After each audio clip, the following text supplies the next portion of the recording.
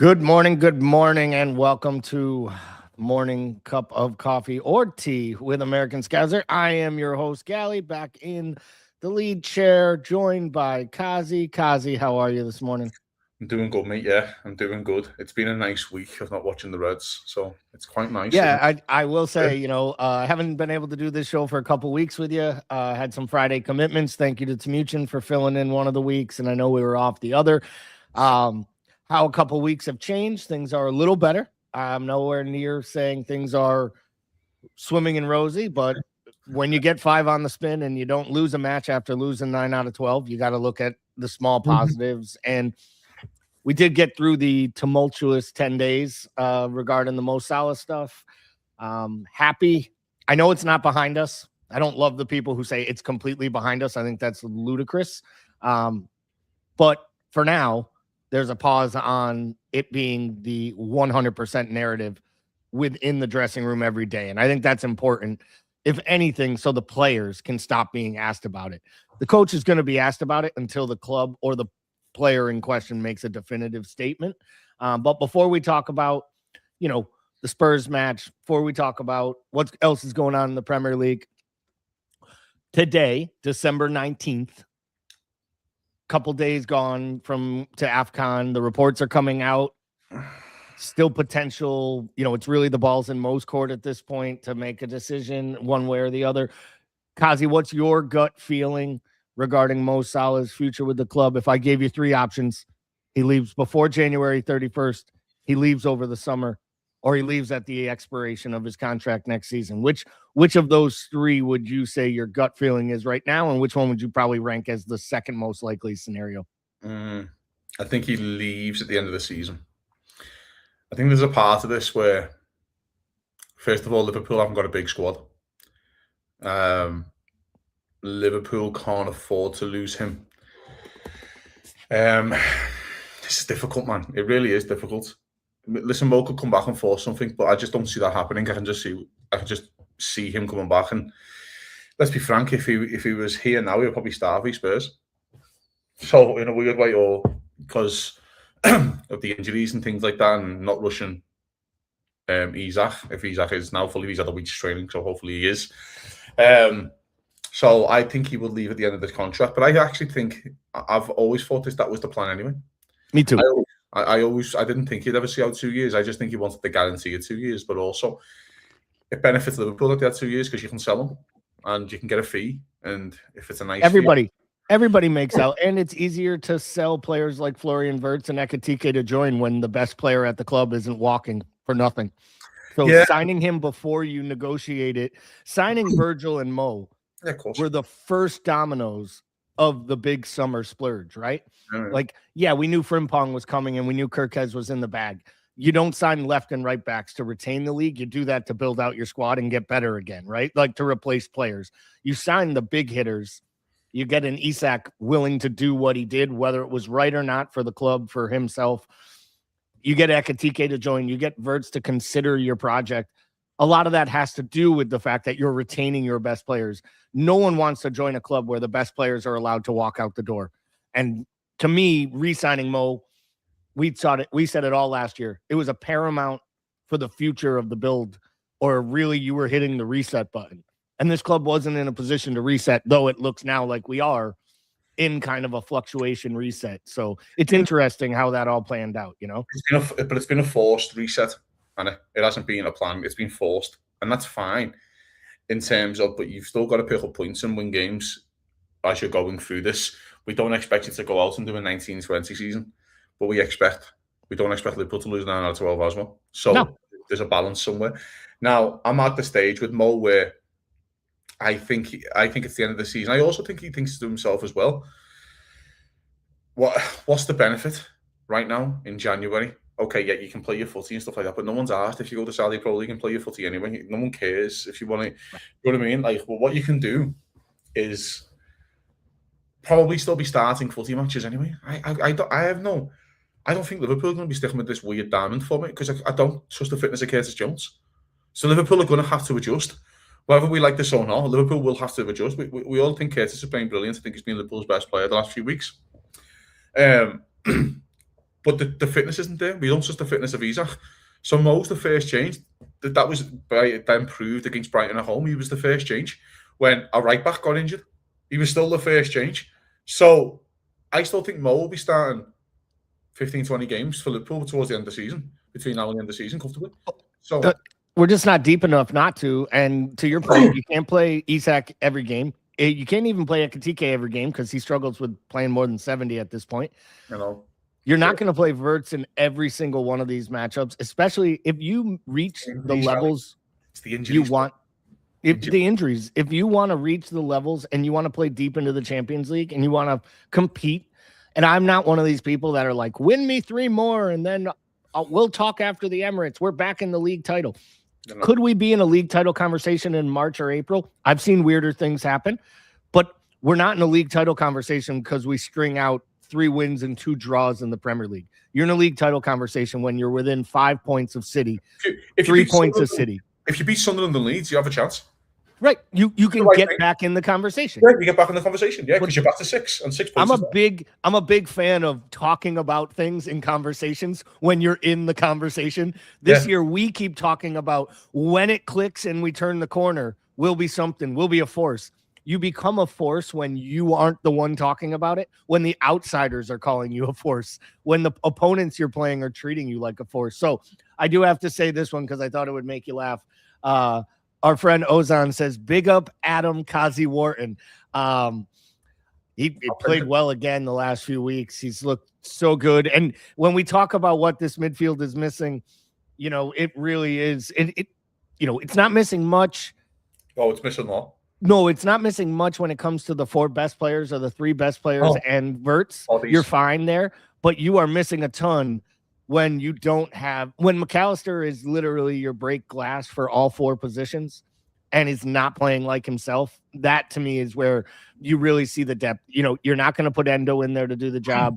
And guys like Adam Wharton, even on a lesser extent, Adam Scott at Bournemouth, like these guys play together, and we've been missing those players. Curtis is stepping up and doing it, but you made the comment earlier. So let's stick with Curtis before we get to some of the other comments that are coming through in the chat, and keep throwing them in the chat, talk to each other, bring up the content for us. But Curtis Jones, Cozzy, you started the Curtis Jones fan club. I have taken the American mantle as president of the American version of the Curtis Jones fan club. I believe I get in more arguments regarding Curtis Jones's worth and viability to this Liverpool side than I do about arguing anything else in all of sport, which is pretty crazy. What is it about Curtis Jones? Is it his boyish kind of bravado and arrogance? Is it his confidence? Is it his scouseness that literally makes people say, like, if he didn't have that accent, we've all heard it, right? If he wasn't from Liverpool, he wouldn't get in this side. And my argument is, and I've been saying this forever, if he was Brazilian and his name was Jonesinho on the back of his jersey, he would be lauded after as the most influential and bright footballer we have in our midfield. Yeah, I mean, it's hard this, because Curtis had a few iffy games, let's just say early on, and we're at that stage in football, but even society, where people just can't admit that they're wrong. They will just double down and triple down and quadruple down, whether that's in normal life and society, whether that's politics, and they just can't defend. They just defend the indefensible. When sometimes someone just plays really well in front of you, and you got to go, I play really well there, and you hold your hand up, and that's it, and you swallow it. But that's just where we're at in life right now. Never mind anything else. I'm at the stage where with Curtis, I clearly knew Curtis is talented. The reason why everyone, yes, his confidence, his arrogance, I like that in footy plays, but also he doesn't lose the ball, guy. Don't lose the ball. It's easy to play midfield. Do you know what I mean? If your passing's correct, it's really easy to play midfield if you have 97% pass completion. You don't lose the ball. So it's really, you know what I mean? He's good for a goal as well. That's another thing.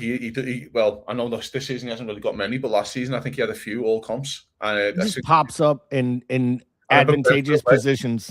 Away, he scored a big one. I remember that at the time. That was a few years ago. But so again, I remember Leicester away. He gets 2 against Leicester away when we were going for I think might have been going for top 4 of the league, and he scores 2 away. We win 2-1 at Leicester, and he gets 2 unbelievable goals. But I love him, mate. I always have. But you can be the greatest player in the world, you got to be fit, and that's always been my doubt about him. Is his fitness. Keita, he's 24 now. It's you're not a child anymore. I said that on the Monday night pod, and I know people were making fun of me because I talked about his clothing, but I don't mean it by like the ripped jeans and the designer, jumpers that he used to wear out to the clubs. You can, when you're 22 years old, listen, I live vicariously through your Twitter pages, so please go out with the most beautiful women, have the best time, as long as you're fit and turning up for training and you're not, overdoing it, polluting yourself. You deserve to have a good time. You have a life. I never begrudge any player.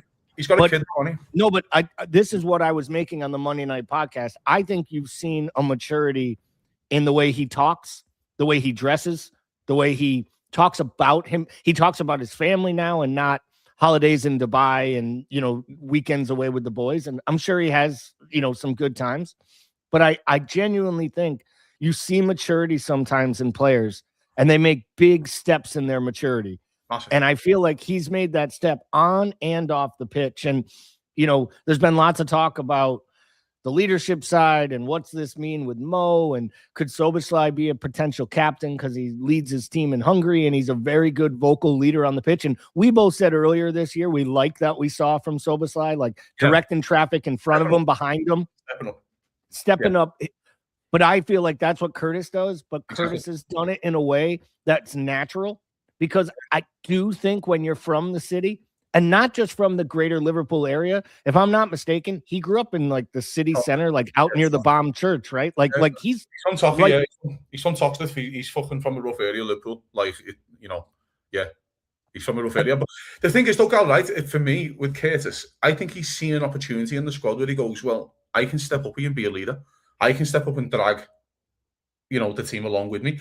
I've called Szoboszlai out about this a little bit when people were saying, and I've been very vocal about this, where I see him, I see his age, I see his build, I see how he plays footy, and think, I want you dragging my team through games. Sometimes you don't let your standards drop. Your standards are there, and I need you to maintain that standard and say, you guys are coming along with me. Whether you like it or not, I'm going to drag you kicking and screaming and getting your standard up today. I think that Curtis the last few games at least has kind of done that. Liverpool were in this shit. Let's be frank here. Until they changed the formation, the manager's one game away from losing his job. Let's be frank. Curtis has went, you put me in, Gaffer, trust me, I'll stay fit if that's what it is, and I will drag these fools along with you. And we are going to be... He did a thing last week, which I wasn't happy with, when he was doing all the Cruyff turns in the box. Nobody liked that late in the match. It made no sense. No one liked that, right? But that also shows me the confidence he has in himself. He goes, you will foul me. You're going to foul me. You're going to get frustrated and foul me, and you're not going to win this ball. Like, I've got you on toast. I think if Liverpool were 4-5-0 up into the game, you'd be all going, yes, well in, lad, you've done them and all this kind of stuff. It's because we're so battle-scarred from the last few weeks that we want Liverpool to win footy matches at the time. Mm-hmm. I see that as again, I was annoyed at times, like, Curtis, you're killing me here. But also, when I thought about it a bit later on, I was like, fucking hell, lad, you've got some cheek. You've got some nerves. You know what I mean? Like, you've got some nerves to do that. But I think he's at the stage, Gal, where, let's be frank here, in 2-3 years, you've got probably Robertson, Salah, Van Dijk, Ali are all at the door. All at the door. Curtis will be 26, 27. Same with Szoboszlai, around the same age. They could be like your captain and vice captain in any order that you want. And that you can also be playing yourself into that role now of like, hey, you're 24, you're 200 games for Liverpool, by the way. 200 games for Liverpool, mate. You don't get in because of your accent. And by the way, it's actually more pressure. There's three managers and 2 different international England managers. And I know Tuchel actually made a comment saying the other day, he actually said out loud, called him out by name. I think after the Villa match, he was at Villa watching, and they asked, what did you think of Morgan Rogers today? And he's like, I think if guys like Morgan Rogers and Curtis Jones keep putting performances in like this, it's going to be impossible for us to pick our midfield. Because, I mean, they're going to leave world-class players, and great players will be left home by the English side. Dara says, I've seen numerous false dawns with Curtis. I think numerous false dawns. I'd say one. that time me and you called for, Cozzy, where he got the 8 to 9 matches in a row for Klopp, 23, 24 or 22, 23, one of those two. He was really, really good. And to your point, and probably where Dar is going, his fitness let him down. I'm willing to give him the benefit of the doubt. What I think is great is we all screamed earlier this year that Slot needed to make this a true meritocracy when it came to playing time and actions on the pitch. And we called out Chiesa. Some did it with Mo. Other people did it with Ekitike over Isak. But nobody ever was really making that like claim that Curtis deserved to be on the team sheet right when you drop it before even thinking about McAllister. We would rather try to play McAllister into form. And I feel at this point, we've gotten to two things that are pretty evident. One, Szoboszlai is the first name on the team sheet week in and week out. It doesn't matter what position he plays at. He's going to start for the manager. He basically said it in his press conference today. He's been a starter for me the whole time. If he's fit, he will start. Two, I feel in a lot of ways, Gravenberch goes right in because he's the only person that plays his position. But Jones right now has moved ahead of McAllister in the pecking order. One, because of the performances. Two, because he offers more in versatility. But I think the underlying and quiet one is he has the best on-field, on-ball working relationship with Florian Wirtz. And Kirkez. That left-hand side has worked so much better. I hate to say it because I felt like he was getting stick. When Gakpo dropped out of the side, Wirtz started floating all over. Jones and Wirtz have a chemistry on the pitch where they seem to know where they are.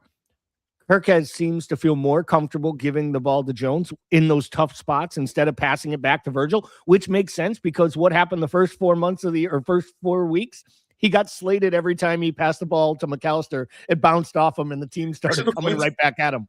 When you're struggling, Gal, right? I always think in this in games. So when you're a manager, you've got your lads and you're struggling and you can't get a result. What do you need to get results? I need lads who I can trust not to give the ball away. If you've got a centre-half who's fucking shot for confidence, he's shot to bits on confidence, and you can't play anyone else, and you've got to build them back up. What do I need from my midfielders? Don't give the ball away. Just don't give the ball away. Win fouls. If you give the ball away on the edge of our half, and we've got 3 or 4 of their forwards running at this centre-half, all hell breaks loose. All hell can break loose, right? Because he's making, he's fragile at the moment. What Curtis allows you to do, as much as the working relationships, and I agree with you, especially the Wirtz one, it's important I think Kirkez knows that I can give it to him under pressure and he won't lose the ball. And by the way, if he does lose the ball, there'll be a foul.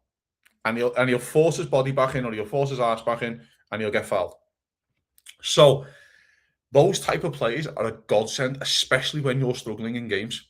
When you are struggling and you are grinding and nothing is working out and everything's bouncing off other players. What Curtis is doing to me, and what I've noticed that he's fashion, he doesn't hide that. He doesn't hide. He wants the ball all the time. There's a lot of players this season I felt in games have hidden, including McAllister, right? Including Szoboszlai at times in certain games, especially when we thought we were struggling. I thought he was wild at times. Ekitike, apart from the last 2 weeks, I thought for the couple of games before that, I thought he was poor, really poor. The last 2 weeks he's been amazing, unbelievable. But for the last couple of weeks he was really poor. And you hide. Curtis never hides. He consistently wants to get on the ball. That to me is a sign of a leader. That to me is everything in a football pitch. When the fucking chips are down, do you want the ball? It sounds the ball at 3-0, innit? No, it's a great point. I made a comment. I forget if it was a morning show or it might have been one of the pods with Smuchin on a Monday night where, Curtis feels to me like when you're a kid, and it doesn't matter what sport you play, by the way, there are always passengers. And then there are people that step up when things are really tough. Like I remember when I was a kid, there was an athlete in town. He wasn't the best athlete, but he would fight. And he would fight every ounce of every game. And it didn't matter what sport we were in. And when it got tougher, he basically took more responsibility. And I feel like that's what Jones is at the point now where whether he's on the bench and he's chirping, because we know he's a chirper, whether he's chirping in the media, right? Like it's constantly with Jones, him kind of putting himself out there and saying like, oh, things are getting tough. Send the ball my way. You're in trouble. I say to people all the time, if you watch which players on that pitch go for the ball in tough situations, like, I don't think it is a big stretch to acknowledge why Konate has looked better and more assured at the back, passing the ball out from the back over the last 2 to 3 matches. And I think some of that was the consistency of Joe Gomez playing at right back beside him because he knew he was covered. But a lot of it was that now he had both Jones and Gravenberch showing up for him. So I really think that was a big one. I just think he's so underrated. I think the last thing on Jones that we can mention, and I actually think it's important, that you forget his upbringing, not in terms of Liverpool, of the midfielders he played with. Henderson didn't hide. Milner didn't hide. Wijnaldum, Thiago, Fabinho. All these lads, when he was learning his trade, didn't hide. Wanted the ball. Even when he was in the academy, I mean, Steven Gerrard was his first manager at the, I think, under 16 level. He's going to be the guy if he's going to be at Liverpool in 6, 7, 8 years. Hopefully, he is, of course. He's going to be the guy. He's probably going to be the only player who will Jurgen Klopp would manage. That's how, like, he's the one who was like that last. He will be like that last call of Jurgen Klopp managed him, and he's 31. And we all go, well, he was brought up in that Jurgen Klopp schooling in terms of that midfielder schooling. And that's why I think as well, it's such a fine balance where that midfield, and we can talk about Klopp's midfield until the cows come home, but they didn't hide in games. And my God, they battled. They fucking battled for you to win the ball back. And that's exactly what Curtis is doing. So it's full credit to the lad, it really is. And just hopefully, lad, that he can stay fit because we need him. Because, my God, we need him. You know what I mean? We sure do. We talked about Konate briefly there. I'm not one of these people who sees 2 good performances and says sign that man $250,000 a week. That is not my plan. But I'm also one, if you're going to slate people and then they give you multiple performances in a row, and he has not only has he not made mistakes, he's been monstrous in the air. He's winning his battles, and in classic Konate fashion, he had one good performance and then decided, I'll go have 3 of these in a row just to remind people it comes from my confidence. He should have been sent off against Brighton. He was I mean, the yellow card, then he starts running in the midfield. The sliding tackle. I thought to myself, you just saw Gomez go off. You fucking what is wrong with you? But with the Gomez thing, obviously, Arne Slot said today, Frimpong, full training, no limitations, should be on the bench for Spurs, which I think is really good news. I know we haven't seen enough of him to know what we're getting, but he's a live body that can play right back. He can also play a little bit further. If we were in this diamond midfield, he could play on the right for you. At least he gives you a body. At this point, you need bodies in training, and you need bodies for rotation. Especially on the right wing. If this little diamond is the thing, he is the first Szoboszlai. He is that change, isn't he? That was kind of where my brain was going, and I think you could do a job. You saw a little bit of it with Kirkes and Robertson on the pitch together. You might see a little bit of him and Bradley together, but it would be hard just because of the. Well, if you remember correctly, he does Frimpong right wing against Galatasaray away, and for the first half, I thought Frimpong was really good. Yeah, I think he created 3 chances, and everyone was like, no one's in the box, and you're like, it's not his fault that a striker isn't on the 6-yard line. He's pulling the ball back into the right positions, and no one's there to clean up. So I think there's an argument in this little weird diamond formation that you can, if you want to, for example, take care of Jones on the 65th, 70th minute, you can hook Jones, put Szoboszlai in Jones' position, and put Frimpong right wing, and have Bradley and Frimpong, but Frimpong being a lot further forward. So in this little diamond formation, it might be more beneficial to have a Frimpong in that thing, but it comes down to the point: can you trust Bradley's body? So that's where the argument is. It's so tough. This is where I think you do. I personally think you need to keep adding Ramsey to the benches because you don't have enough fit players anyways. If it's going to be Ramsey or Neoni, you got to do 90 in the FA Cup. Give him 10, 15 minutes. Play him against Barnsley. But in case there is an injury, they have to get to a point where when you need to sub off one of your 2 right backs and the other one's already played or isn't fit enough for you, you can't have to go to a midfielder. Like I really think if Gomez can't get back to fitness, and I'm nervous, they said he's out for this weekend. Obviously, it sounds like Gomez and Gakpo are out.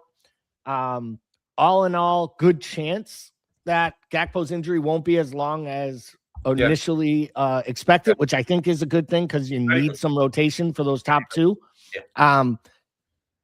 Szoboszlai tomorrow.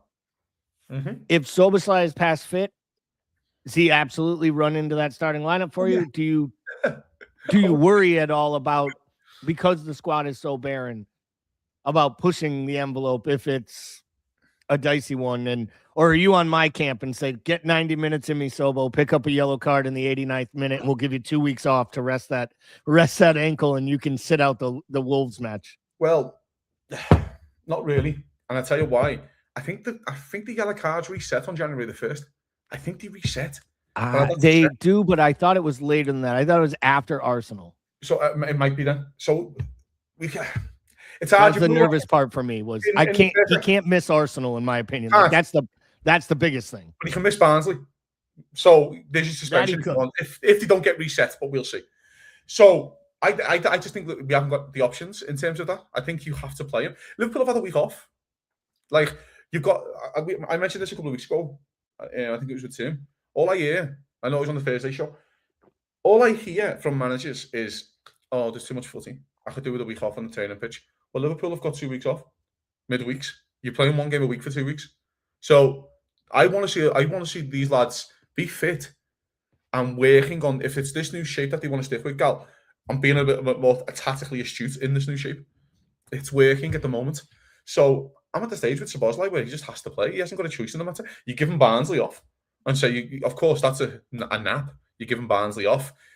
And then the problem is with Liverpool. I was trying so frustrated with all the other results that have happened well, but the biggest one I'm frustrated with is the PSV one. If you do the right thing and beat PSV at home, if you go to Marseille and win, you can rest them for Karabakh because you're through. But now Liverpool look like they might have a game against Karabakh at home where you've got to win the game to get in the top 8. So Liverpool look like that's where again you get knocked out the League Cup. You benefit from having 2 legs in the January, so that's a week off in effect. Okay, well you can get Karabakh off. That's what was in my head before PSV. Do the right thing against PSV. I wasn't expecting us to beat Inter, but of course, we're kind of going off on a tangent. But you're trying to pick off. You're trying to pick the matches where Szoboszlai can get a rest. There's no rest at the moment. Liverpool are in the fucking shit. Do you know what I mean? Like, Liverpool still need to get up the table, back in the top 4 race, and kind of back in there. The only week off he gets is Barnsley at home. That's the only time he gets a break. So let's touch on Spurs on Saturday. They're a bag of rags, yes.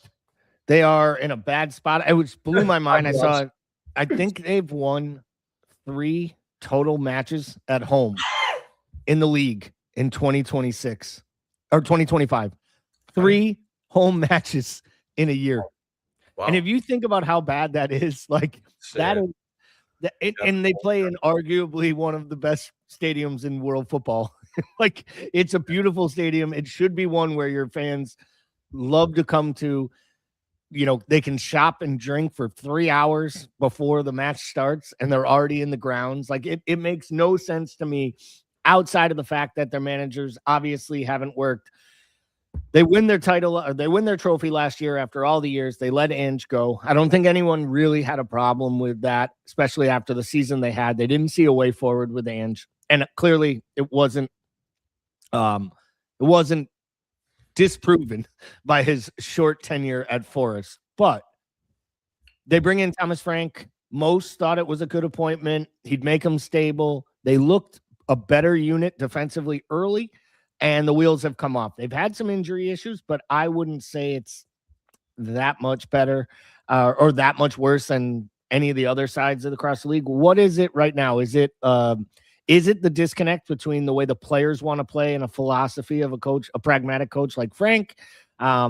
Is it that these players it's just kind of being proven that these players at Spurs maybe they're a good collection of talent, but really they're kind of dogs? Because we've all said that their squad is decent with talent, but this is 4 or 5 managers now that they've basically either quit, turned their nose to. I mean, Antonio Conte is a winner.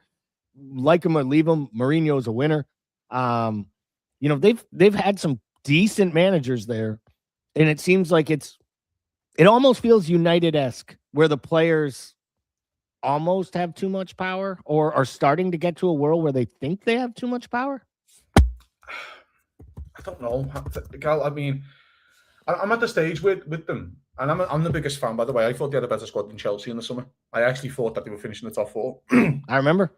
And I was very, vocal on that. And I still really like the squad. I will say they have been unlucky with injuries. I think the Maddison injury is a killer. I actually think the Solanke's injury is a bit of a killer. Kulusevski too. He was so good and influential for him last year. Bissouma was brilliant last year for them at times as well. So I'm at the stage, Gal, where they are struggling in that sense, and the manager can kind of look at that. But I look at the team and still think they're more than good enough. Should be for doing better than where they are right now. Like, I think they have such a deep squad. Like, they have a deeper squad than Liverpool. I'm not saying they have a better first 11. They don't. They don't have a better first 14. But if you look at a better 23, they have a better 23 than Liverpool. Like, Liverpool's 5th choice midfielder is Endo. Liverpool's 4th choice attacker is Chiesa. You know what I mean? I'd argue that Kolo Muani is a better player than Chiesa. You know what I mean? Is that fair to say? I don't think that's outlandish to say, is it? That Kolo Muani is a better player than Chiesa. Brennan Johnson even. I wouldn't. I don't think it's outlandish to say that. Like, players like that Bergval's probably better than Endo. Do you know what I mean? I think Bergval would fight to push to get in. He'd be fighting right now to be the first sub. He'd be fighting with McAllister for an opportunity to play. He's been really bright. I mean, I just look at their play. I think Paolini is a good bit of business. Do you know what I mean? I think that's smart and clever. I think Bentancur's a better player than Endo. So they have a really deep squad. I just think I'm at the stage with them, Gal, where I don't think the keeper's good enough anymore. And I quite like the keeper when he came in. I think he got injured. Yeah. He hasn't come back as the same keeper. I think the keeper just likes to throw one in now and then. Don't think he gives much confidence. I actually think that the defending in terms of the centre halves, I quite like Van der Ven and Romero when they play. But they had massive injuries with them last season. I think they're kind of coming back from their massive injuries that they had. They were very much in and out. You know what I mean? Danzo looks like a nice, tidy bit of business. He looks okay. But I'm not a big fan of that Dragerson. Yeah. I don't think he's great. I think he's injured at the moment as well. I don't think he's great. So, yeah, they just seem like a lot of spare parts in a weird way. A lot of spare parts. All good parts, but quite a few spares. But I do think if, like, Kulusevski was fit and Bissouma were fit, you'll see it's sort of a bit different. Do you know what I mean? It's the one thing that, like, and again, we're talking about leaders before with Jones. I do think Maddison likes to have the ball. I think he's one of them who likes to take the ball and go, all right, we're in the shit here, but I'm going to try and do something. And I think Maddison's like that. But again, I also don't think Richarlison, this is not my bias, I just don't think he's good enough to lead the line. And I think that's the bigger problem too, is you made the comment about leaders. I think you can see it in the side. And I know, like, if you were going into literally a dark alley in Argentina, I would absolutely want Christian Romero there with me. Like, I want him in a street fight, but I don't know that I want him to be my club captain. Because I think when you act the way he acts at times on the pitch as rash, it goes across the side. I think they didn't realize, because there was a huge drop-off in Son's form last season and his overall impact on the side and his health and fitness. I think they actually underestimated, though, how important he was, that he bridged the gap from the Pochettino days and the Harry Kane leadership days. Like, Son was still a captain that led even when he was on the substitute bench. I feel like they're missing that linchpin player. Like, they're not going to sign an Adam Wharton. They're not in that level because they're not. I don't believe they'll be in the Champions League, but they could use themselves a true box-to-box midfielder that could lead their squad. They need a Curtis Jones. Like, maybe it's Archie Gray, but he doesn't play enough to step up to that. Like, is it the Maddison though? Is that their argument? I don't. It could be, but, like, I know what you're saying. I don't think they need exactly like a box to box. I just think they need, like, leaders. I just look at them and go, where's the lads when you're down in the dirt, and who wants to step up here? And I think the leaders are injured. And maybe that is Solanke. Maybe that is Kulusevski. And I fancy them about them. Do you know what I mean? More than anything. So and I do think by losing Maddison as early in the year, I'm sure a lot of what Thomas Frank planned to build around Xavi Simons and Kudus. Because let's be real, those are their two most talented players probably outside of Maddison. And your number 9 that puts the ball in the back of the net is Solanke, because he's a classic poaching Englishman who plays in between the sticks and puts the ball in the back of the net. Bissouma's a great player, Bissouma's like, I think he's a lost guy. He's got the 2-cent head. I think that's his biggest problem. And I know he does ridiculous things off the field, but I was really impressed with him last season. I thought he was really, really good when I seen him play. I thought he was the best of all of those Brighton midfielders when it was Basuma, McAllister, Caicedo. I really thought Basuma was the one that had the biggest step forward. I give Caicedo a lot of credit. His first 6 months at Chelsea was abysmal. He's been outstanding since. But it'll be interesting. So I like that Papa Sarr as well, by the way. But I like that Papa Sarr. Oh yeah, Papa Sarr. There's a guy looked like he was done. Looked like he was done at the club, and then Mourinho was like, "No, he's the most talented midfielder we have. I don't care that he's a holding." I think he's like 22, 23. He's a young player. Young kid. Looks like a talented player as well. Yeah. So tomorrow, Liverpool lineup wise picks itself, right? It's the same lineup as last game, except for starting Bradley at right back. No, I don't know. I don't know.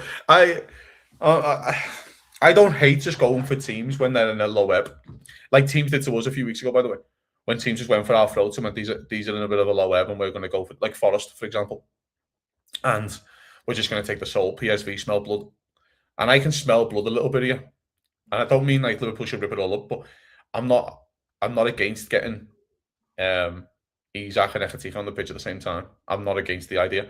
The argument is, of course, he doesn't have a sub, and I always feel sorry for managers when you don't have a sub.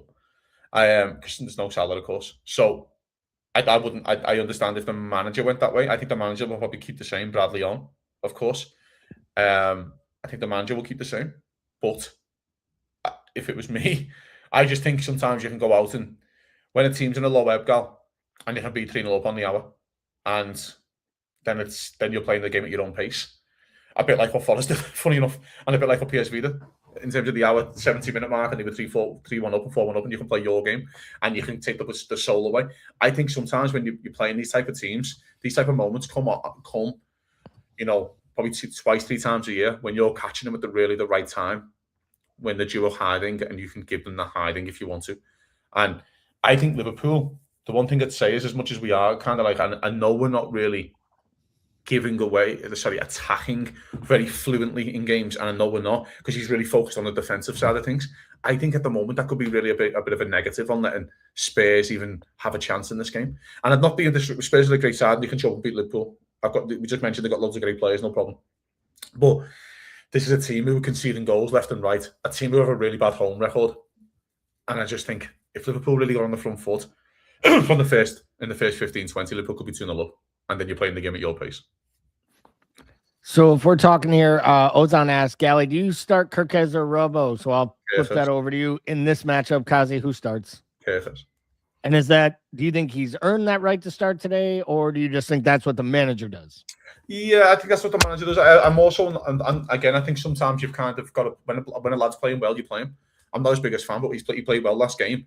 So play him again, he's had a week off. There's no fitness issues, there's no kind of thing here. And there's also part of this, Gally, again, when you get out of Wolves, you roll into Leeds at home on the Thursday, and I think 3-4 days later you're playing Fulham away. There's a part of this where that's where Robbo gets a start, and you say to Robertson, listen, get your body right. Do you know what I mean? By the way, I also need someone to play Barnsley, whether you like it or not. Someone's got to play Barnsley. And we need someone to lead this team out, and you're a vice captain for a reason. Exactly. Milner didn't like playing with kids in the FA Cup, but he'd wear the armband with pride and lead them. And when you play one game in a week, you don't need to pick your next team. I say this all the time. Like, again, I've been kind of a campaigner for this. The way you pick a team in Premier League football, for the Premier League football side, like Liverpool, who play in every competition, you pick the team for the game after, and then you pick this one. I always think that you work backwards, but when you only play one game a week, I don't think you need to work backwards. Do you know what I mean? If Liverpool were playing Tuesday, for example, in a Champions League game, I think you pick your team for the Tuesday and go, what's your 11 you want for that? Then you pick Spurs. It's not like that right now. So if you were starting Isak, and assuming the manager goes how you do, and you're starting Isak and Ekitike as some type of a front two, you're playing Wirtz in that midfield 4 along with, and you're dropping McAllister to the bench, and he's your one sub to make the move, and then obviously Bradley for the injured Gomez. And then and if you have him, and then you can get Frimpong as well. It gives you that extra attacking outlet. But this is the other thing with Bradley, You thought the Inter Milan game all your life, but the manager should never start a Joe Gomez in Inter Milan when you knew Bradley was suspended for Brighton. That was just, it's actually asinine what he's done there. That's one that's going to go when I'm in my 70s, and I'm going to lie on bed one day and just wake up in a cold sweat going, I don't know when a manager did this for Liverpool Football Club, but it was wild. So, because what you've done now is you can say to Bradley, You came back for Leeds. You didn't play. You played 20 minutes against Inter. You didn't play against Brighton. You've had another week off to train. You're fully fit now. There's no, oh, I need to. No, you've got to play 90s now. There's 90s. There's no excuse. Right. 90s now. Okay? Oh, you feel it not? No. There's no more knocks. There's no more complaining. You're doing 90s. So you can. The reason being, by the way, mate, I need you to do 90s is because Frimpong is my other attacking option. Do you know what I mean? Frimpong has to play further forward in this formation for when there's no Salah. So, no excuse. You've got another week off before Wolves. Another week to get your body right, but you're doing 90s.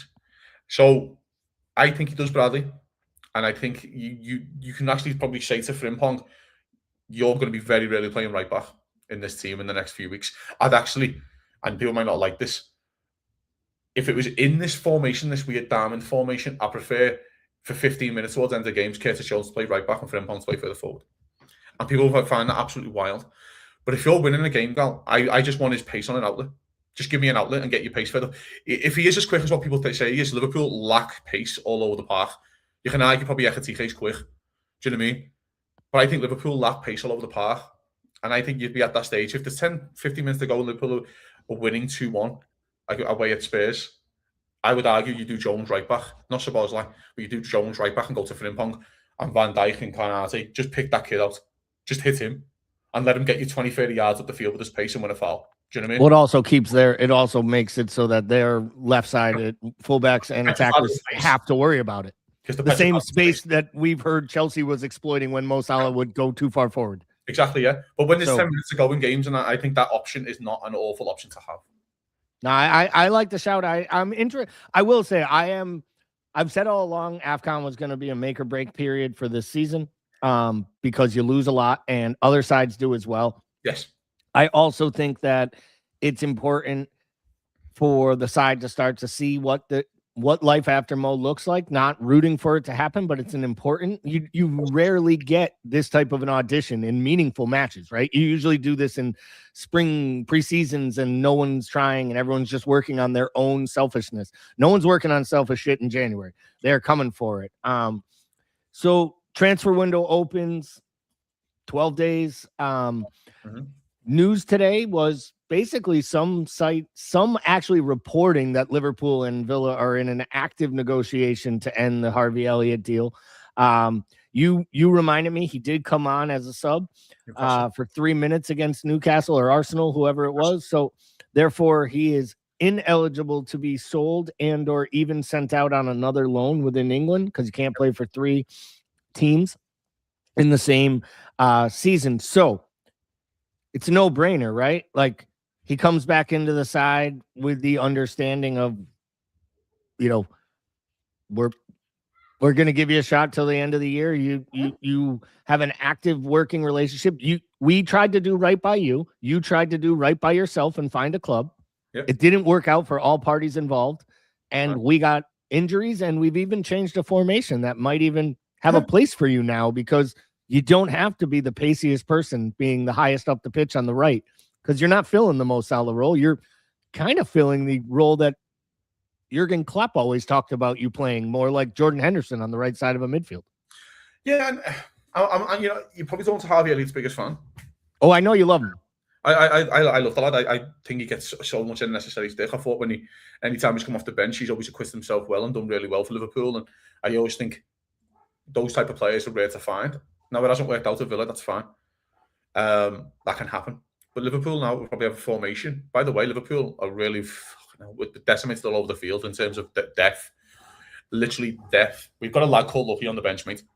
And Liverpool don't think, we don't really need Harvey Elliott back. We get fans back. Lads, have you seen our bench in the last few games? I'll be serious. By the way, there's no Mo Salah for 6 weeks. And someone's got to play Barnsley.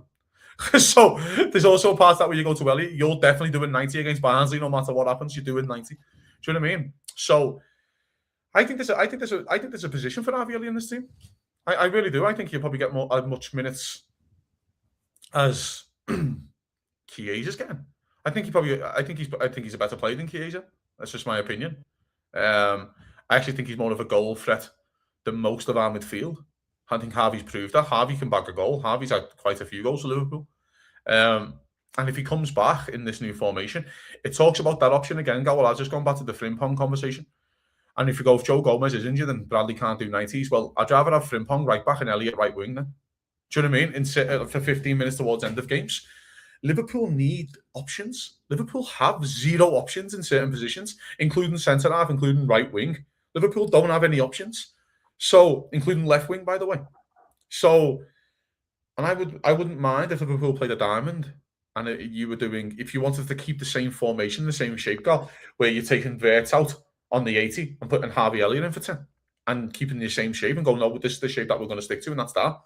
And Elliott does 10 minutes in the 10. I wouldn't think that's the end of the world. I really like his technique. I like his free kicks. I think his set pieces are really good, Harvey's. So listen, it hasn't worked out. But at the moment for Liverpool, beggars can't be choosers. And I mean, so how about the player side? How does the player, and we know he's a professional, he's a good kid, everyone loves him. Yep. But does the player struggle in any way to come back in with the idea that I felt like I was forced out and now I'm back with my like almost like he failed? I don't think that kid looks at it that way. I think he'll look at it as second lease on life. Yeah. And the truth is, if I'm amazing and for some reason by June 1st, this guy's still not the head coach, or in the summer he decides to walk, I have another shot here if the new manager likes me, or I'm really good. Maybe I win another medal or two of some type and I secure a better move. Maybe this time he says, you know what? Villa was a big club, playing European football made a lot of sense. Maybe this time I look at the options from Germany, or I go to Italy, or I go to Crystal Palace and I replace Adam Morton or whoever. Yeah. And that's they're all fair points. But sometimes opportunity knocks. And it hasn't worked out now, but doesn't mean it can't work out in the future. He's coming back to his home club. Like, this is his club. This is the club he supported when he was a kid. And do you think he's not going to take that opportunity? I don't think he's going to come back with his tail between his legs. I understand that point. I think he's going to come back and go, fuck me, put me in. I think he's got that arrogance about him as well. Put me in. I'll fucking show you. I'm going to prove you wrong, manager. There's also part of Gengal. In Liverpool, this is the best of both worlds. Liverpool got to protect their asset. That's the biggest thing for me. That's my biggest key. He goes in the summer. He's the best player for England in the summer tournament. He's unbelievable. He carries England to the championship. Everyone's going Harvey Elliott's season, this and all that. Liverpool get an opportunity on the deadline day to go to Aston Villa. They probably sat down with Elliott and went, do you fancy Aston Villa? And he probably went, go, well, fuck it, I'll go there. Do you know what I mean? On the last day, they've made a snap judgment and he's gone.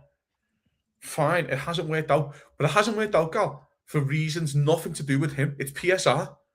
They will not play him the other 5 games because they don't want to buy him.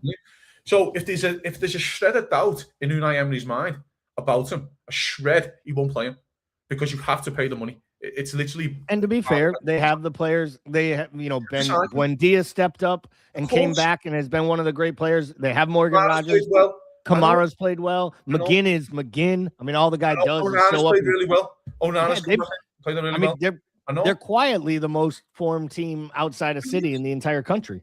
Mate, and I actually think, I just think, mate, right, he can sell this to himself, and the manager can, by the way, because this is the other part. We all talk about man management. Of course, it's not like Jurgen Klopp's, but he can sit down with him and go, listen, that was nothing on you, because they would have paid the dough. You couldn't get in, no problem. This is a new lease of life. It's a fresh start. You've come in. It's basically, you've come in here. You weren't an option, now you are an option. We've got injuries all over the field. Salah's not here. We've got games and games back to back. You will be playing minutes. Harvey Elliott will be playing minutes at Liverpool. Harvey Elliott's more of an option, in my opinion, than Chiesa and Endo. I'm not saying he's not going to play the number 6, of course, but he's more of an option as a squad player than them two. And they are in our squad making benches. So I just think it's an easy sell, this. It should have been done ages ago. I understand why Liverpool, because again, the window and all this kind of stuff. But Liverpool, Gal, after the Wolves game, are rolling into games every 3-4 days. They are rolling into games. You've got Leeds at home, Fulham away, Arsenal away, Barnsley, Burnley. You are literally playing games every 4 to 5 days. And I just think having a Harvey Elliott around is no bad thing. And by the way, I will say it again, gents, because people need to think about this. Someone has to play Barnsley. You cannot just show up with playing 11 of those lucky kids. You just can't do that. Someone has to play Barnsley. Endo can get 90 against Barnsley, so can Elliott, so can Chiesa, and then you're building their fitness up. So I'm all in on Harvey Elliott coming back. Looks like most of the people in the chat are as well. Turkish Stallion says he fits the current setup more than the one that did not have a spot for him. Good morning, boys. Good morning to Muchin. Fits better. I mean, yeah, of course. I got you. I think last season, no mate, right? I think he was hard done by. I think the manager, in terms of he's just found a formula that worked and just played 15 plays to the ground, and Liverpool win the league by February, and then all the legs have fell off, and that's why we're kind of in this position now. But the manager didn't really. So it was hard for anyone to play their way into the manager's plans. Do you get what I mean? It was hard for Nunes to play his way in because the manager just set something that kind of worked. And by the way, the manager was completely correct in what he did because he won us the league title, and the league title was won in February. So he was right. But also, I actually think now the manager's learned, hey, I might need fucking 18, 19 players here. And right now I haven't got 18, 19. He didn't really have 18, 19 last season. He had options up front last season, but he played the same midfield three consistently. He played the same centre halves consistently. The fullbacks were the same centre fullbacks consistently. But now we are in a point where Liverpool, with the manager probably realises, hey, I need depth and I need options. And by the way, Harvey Elliott came on and made a big difference against PSG away in a game. So why not again? Deluded Steve says, you don't trust Walidity, Lucky, Trent, Kobe Doherty, or Amaro Nalo against Barnsley. Listen, I trust Nalo against Barnsley. By the way, I point those players out of a police lineup. The only reason I could pick out Amaro Nalo is because I would just find the guy who's walking away with his head down after he receives a red card. Demuchin is literally shaking in his boots just thinking about having to watch a match where Nalo is starting at center back. But start Barnsley. He should start Barnsley. Before we get into the predictions for Spurs tomorrow, I did want to ask you about the couple other transfer news came out this week. Mm-hmm. Lots of talk. The talk's really heating up. It feels like at this point that Semenyo will be sold in the first 10 days of the window. He has the release clause, 65 million. City, there are reports out there that he had reached personal terms with Liverpool, but he's also reached that City have matched the same offer. I have to ask you, Cozzy, at the same time, there is a lot of smoke coming out that Pep Guardiola has basically given the City board full understanding that he'll be leaving at the end of the season in 26, which a few of us called last year when he signed that extension in the middle of their run that was like ours this fall. And it felt like he almost was saying, guys, don't worry about me leaving at the end of this year. I'll sign a 2-year deal. We got to get out of this. Then they bought 400 million worth of players. I think they bought really smart in the summer. They've seemed to turn their squad around. I'd probably make them betting favorites right now. 60 million, 65 million. Semenyo. Would you put that up for Semenyo if you knew he wanted to come to the club? He offers the ability to play across all three positions. He can, in my opinion, he could play on the right wing, left wing, or he could do a job in one of those midfield diamonds if you wanted him to and offer you that attacking forward. But are you making that move? Or is there something better out there, or should they be focusing in different areas if it's available at early January? I am not making the move because we don't have any homegrown players foreign quota. We are maxed. But no, he's considered homegrown. So if he's considered homegrown, he is considered homegrown. I would probably make the move. I quite like him because he can play across the front three. I also think he's the level of player who should be a fifth choice attacker at Liverpool, fourth choice attacker at Liverpool. I like him in that aspect. But again, it's a bit like the Chiesa argument last season. Chiesa's fine when he's the sixth choice. He's not fine when it's the fourth. Right. Semenyo would be fine as the fourth, pushing for starts. You only become an option at Liverpool if you can start 40 matches. I think Semenyo can start 40 matches for Liverpool. So that's why you are now an option. Again, and this is the conversation I always have about Endo and Chiesa and things. They're not options because they don't start. So Rio, Endo, Chiesa. They're just three that are just not options for Liverpool, unfortunately. And that also includes Neone as well. Oh yeah, they're never going to start a game. Neone's not even a footy player. So again, Semenyo comes in to this option of I can play across the front three. I can play on the right hand side. For you played on the right hand side against. I watched the United game and I thought he was really good. I know he scores a great goal as well. The defending is appalling, but he scores a great goal. And I actually think he is that type of player. But again, if he comes in under the Isaac, Wirtz, Salah, Gakpo, Semenyo, well, Gakpo and Semenyo, whatever, you can flip-flop that at the moment. And do you know what I mean? And then it's Chiesa. Liverpool look a lot more deeper than what they did 6-7 weeks ago. There's an argument here, though, gents, again. I always think about this part. Liverpool, people say it's hard to buy in January. It's not for Liverpool. They do their best. They do some of their best business in January. Liverpool buy really well in January. We are very good at it. So this thing of and again, it's a panic thing. I don't think it is. I just think Liverpool are in the process of a rebuild, and I've been mentioning this for a while, and no one kind of wants to have that conversation. In the next 2 windows, Liverpool are probably going to sign 7-8 players again, whether we like that or not. We have to. We have to. This always felt like it was a 3 to 4 window job, and it started last summer. And we just went bigger in one fell swoop than we normally do, in my opinion. There's still, so let's talk this Semenyo deal through. You're saying you would make the deal. I like it for a couple reasons. If he's homegrown, he is considered homegrown. He was actually born in England, but he chose to play for Ghana, I believe, as his country, which is why he's not at AFCON right now. Because they failed to qualify somehow for that tournament with the talent that they have, which is also unfortunate for us in some ways, because that's why Kudus will be there to play for Spurs this weekend. Yes. But so obviously the Guéhi talk has been heated up. There were reports the other day that he has made it clear he still favors a move to Liverpool, but he no longer feels like he needs to honor the contract agreement that was made in the summer. Basically saying, I've had a good year. Palace is in good nick. We're going to qualify for the next phase of the Conference League. We should win the damn thing. He drew yesterday, didn't he? I know they drew yesterday, but they still feel confident. My question to you is, do you still think there is a world they make that deal, or do you think the writing is on the wall? They need to look for another center back that they can buy with some Premier League experience. It's not probably going to be at Guéhi's level. Yeah, and hope to get Guéhi in the summer, because to me it feels like if I'm Guéhi's agent, I'm doing a disservice to sell him, to convince him to go to Liverpool now.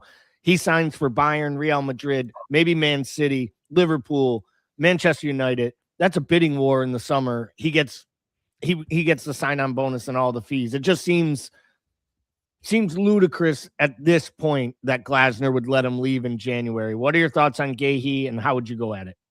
Yeah, I don't think Liverpool sign in this window. I think Palace have got far too much to play for. Me too. I think so. Palace are 5th in the league. They're still in the Conference League as a playoff. They'll probably win the playoff. They're in the quarter-final of the League Cup. Yes, it's away at Arsenal, but they're still in the quarter-final of the League Cup. And they got Macclesfield away in the FA Cup.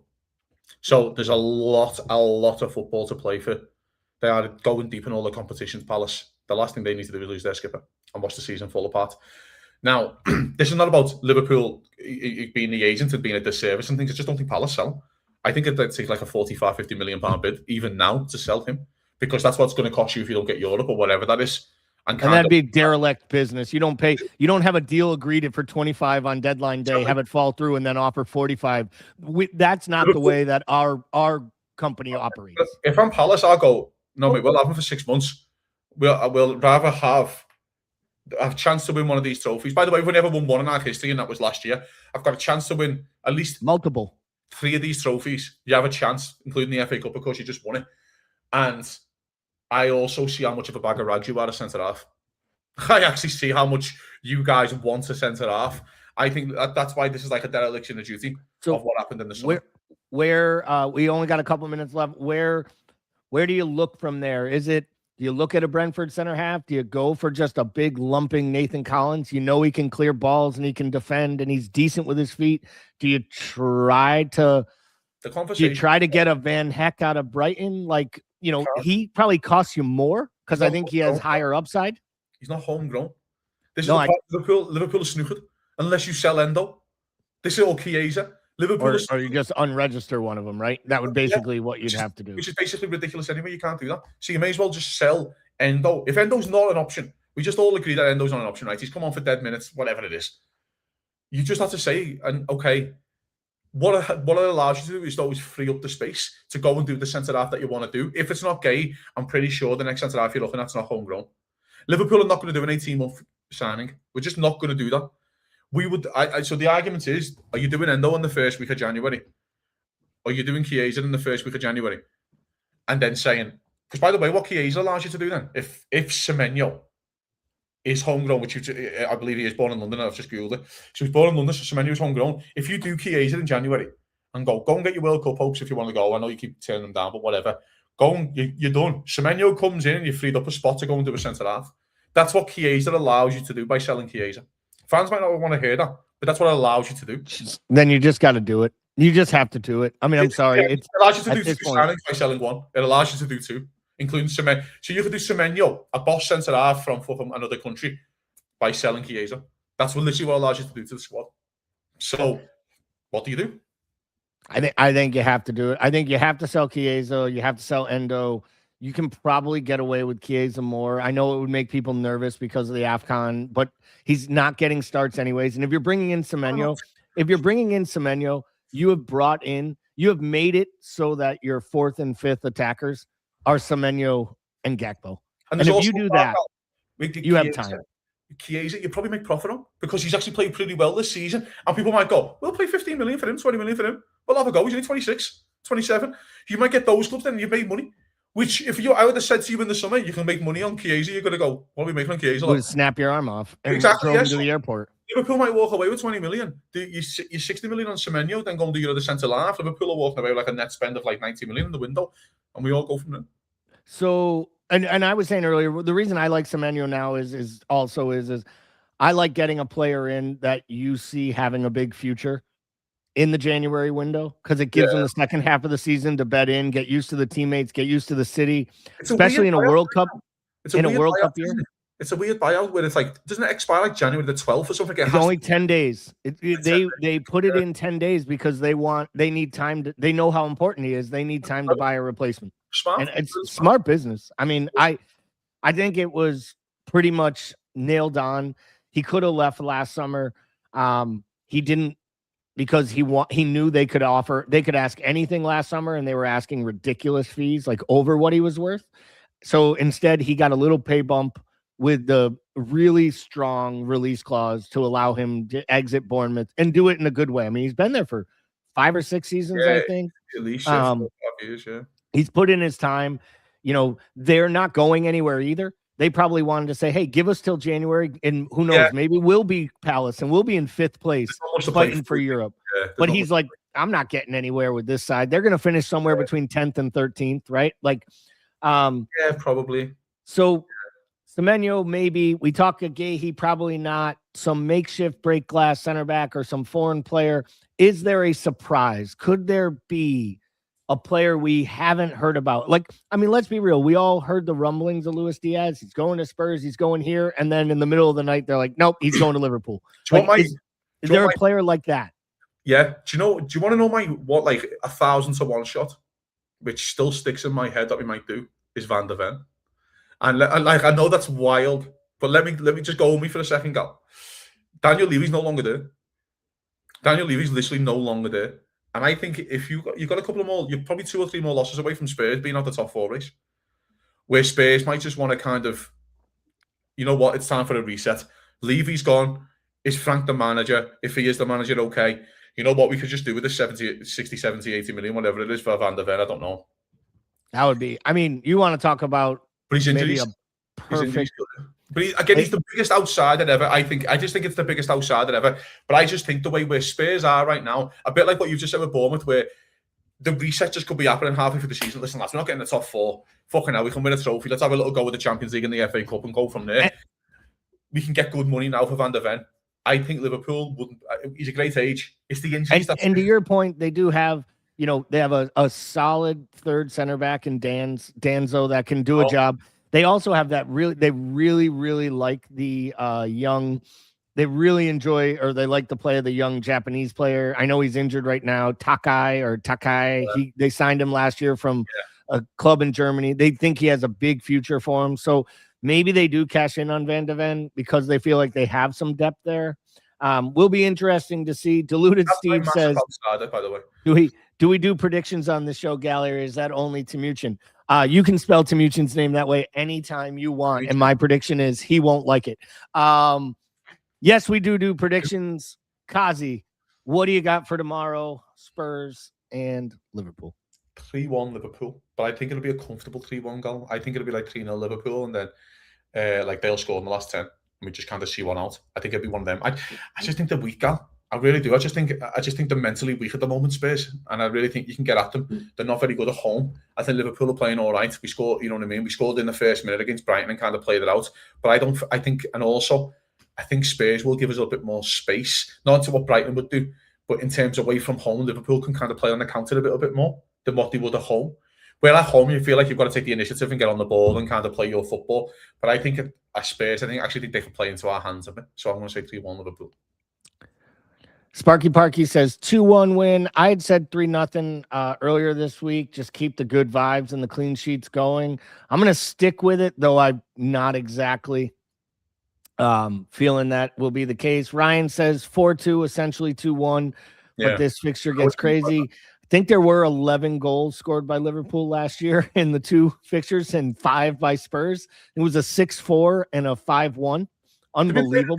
In the League Cup as well. We battered them in the League Cup. We really did have I think we scored like just 1-0. We get them 4-0 next time. Yeah. Because that's when Endo played centre half. Away in the League Cup semi. Let's not remember those days. Gally, we're linked to Gremio winger Gabriel Mech from Brazil, 18-year-old, next Vinny Jr. I always love the next of everything because they become the next name I forget that never become the next of anything. Like if I hear one more time the next Messi, I remember when we signed that one was the worst, but when we signed the Jamoke from Benfica, not Darwin Nunez, Markovic. He was the next phenom out of Portugal, dribbled like Ronaldo and did nothing like Ronaldo except for own a Portuguese passport. And he didn't even have a Portuguese passport. He just played in Portugal. He was Serbian. I always remember on his debut, the Sunderland away game, when he hits the bar on debut from a corner, like he gets this like mad volley. I always think if it goes in, who knows what happens? What could have been, Gal? What could have been? He scored his first goal for Liverpool some point 8 or 9 years ago last week, and I almost made one of our posts on this day, and the whole purpose of it was just to remind everyone that not every transfer that you talk about for 3 months turns out to work. Number 50, I believe he was. He was number 50. I actually saw one of his first performances ever live because I went to a preseason match when they were over here traveling in the States. I will say he picked up the ball around the middle of our half, and he dribbled it through 4 or 5 City players. And I thought to myself, wow, this could be a guy with a talent. And then I watched him do that stupid finger flick in the Europa League where he got the red card. And I felt like his career was over at that moment because it was a ridiculous thing to be sent off for. But it's one of the worst European red cards I've ever seen, to be honest. But I still remember Brendan Rodgers just like looking like it can't get worse for this young man. If you said to me an hour ago we were going to finish on Lazar Markovic, I wouldn't have went there. There we are. That lets you know that a Friday can get as reckless as humanly possible. So for me, for Cozzy, thank you all for watching. If you haven't already, hit the like, do the subscription thing. Think about all of those failed transfers, but don't think about failed results because tomorrow the Reds are going to find a way to get 3 more points once again. Up the Reds. We'll be back soon.